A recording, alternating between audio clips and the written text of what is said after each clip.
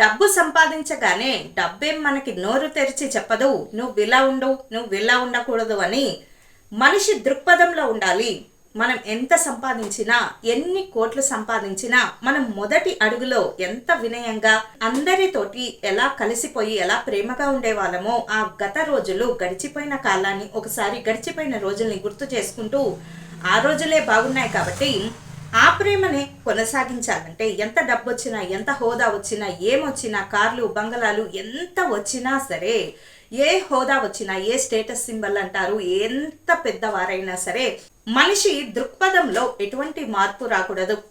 మనం పూరి గుడిసెలో ఉన్నా, పెద్ద బంగళాల్లో ఉన్నా, మనిషి దృక్పథంలో కానీ, మనిషి ప్రేమలో, ఆప్యాయతలో, పలకరించడంలో, ఆ అనురాగము, బంధాలు, అనుబంధాలు, ప్రేమలు వీటికి దూరం కాకూడదు. అలా దూరం అయితే ఇక డబ్బు వచ్చిన దానికి అర్థమే ఉంటుంది.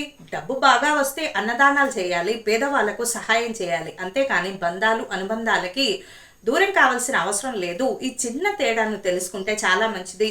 డబ్బు అవసరమే, కాకపోతే మనల్ని శాసించే స్థాయికి వెళ్ళకూడదు. మనిషి దృక్పథాన్ని శాసించే స్థాయికి డబ్బుకు మనము మరి అవకాశం ఇవ్వకూడదు. ఈ తేడా తెలుసుకుంటే అంతా సజావుగా, సాఫీగా జరిగిపోతూ ఉంటుంది.